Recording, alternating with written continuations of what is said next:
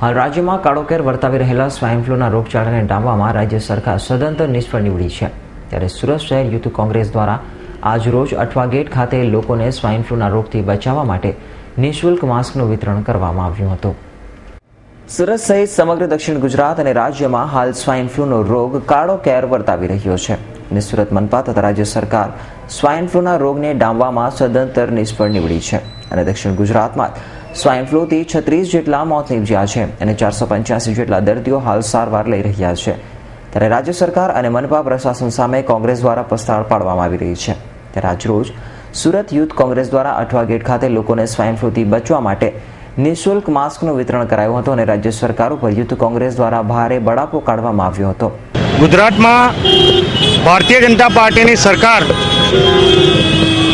અને ખાસ કરીને સુરત શહેરમાં મહાનગરપાલિકામાં પણ છેલ્લા 20 વર્ષથી આ ભારતીય જનતા પાર્ટીનું શાસન ચાલે છે.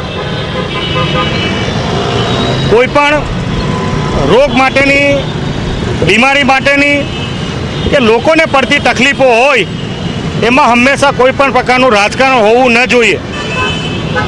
પણ સરકારની જે ફરજો છે, મહાનગરપાલિકાની જે ફરજો છે, એ ફરજોમાં લોકોને જે ધ્યાન દોરવું જોઈએ અને જે કાળજી લેવા આવી જોઈએ એ પ્રકારની કાળજી રાખવામાં ભારતીય જનતા પાર્ટીની સરકાર નિષ્ફળ નીવડી છે.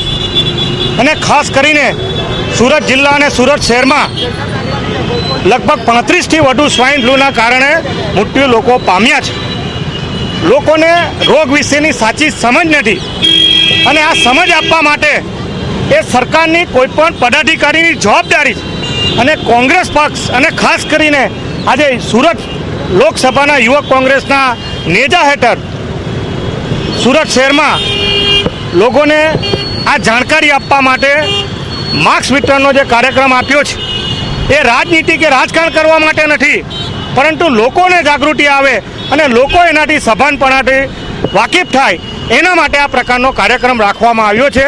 અને મને ચોક્કસ વિશ્વાસ છે અને મારા યુવાનો પર ચોક્કસ વિશ્વાસ છે કે આવનારા દિવસોમાં હજુ પણ વધુ માસ્ક વિતરણ કરવાનો કાર્યક્રમ અને સુરત શહેરની જનતાને આ રોગથી અવગત કરાવવા માટે ખાસ કરીને એના પગલાં કેવી રીતે લેવા જોઈએ એ માટેનો કાર્યક્રમ વધુ આવનારા દિવસોમાં આપવામાં આવશે. સુરત લોકસભા યુથ કોંગ્રેસ દ્વારા આજે માસ્ક વિતરણનો કાર્યક્રમ રાખવામાં આવ્યો છે.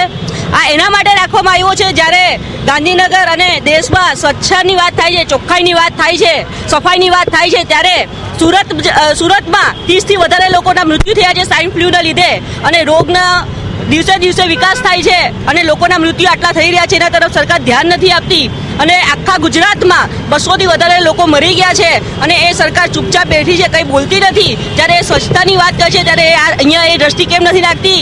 કારણ કે આજે આપણે જાણીએ છીએ કે કોઈ બી બીમારી ગંદકીના લીધે થાય છે, સ્વચ્છતા ન હોવાના કારણે થાય છે. તો આ બીમારી શેના લીધે થાય છે એ સરકારે શોધવું જોઈએ અને એના પ્રત્યે અભિયાન કાઢવા જોઈએ. જેવી રીતે અત્યારે કોંગ્રેસ દ્વારા, યુથ કોંગ્રેસ દ્વારા માસ્ક વિતરણનું કાર્યક્રમ કરવામાં આવે છે, એવા જેની સરકાર છે તે લોકોએ આવી રીતે માસ્ક લોકોને વેચવા જોઈએ, લોકોની જાગૃતિ પ્રત્યેના અવેરનેસના પ્રોગ્રામો આપવા જોઈએ. તે આપતી જ નથી અને કેવી રીતના અમે સત્તા હાંસલ કરીએ એની પાછળ લાગી રહેલા છે. એવા મારે ગાંધીનગર બેઠેલા અમારા નેતા બીજેપીના જે ચીફ મિનિસ્ટર છે તેમને એમ કહેવું છે કે થોડીક દ્રષ્ટિ અહીંયા પણ નાખે અને આમ પ્રજાની જે તકલીફ છે એ તકલીફને કેવી રીતના દૂર કરવી તેના માટે વિચાર કરે. નવા વર્ષના પ્રારંભથી જ રાજ્યમાં કાળોકેર વર્તાવી રહેલા સ્વાઇન ફ્લૂને ડામવામાં સરકાર નિષ્ફળ નીવડી હોય તેથી કોંગ્રેસ દ્વારા સરકાર સામે ભારે આક્ષેપો કરાઈ રહ્યા છે. Bureau report S9 news, Surat.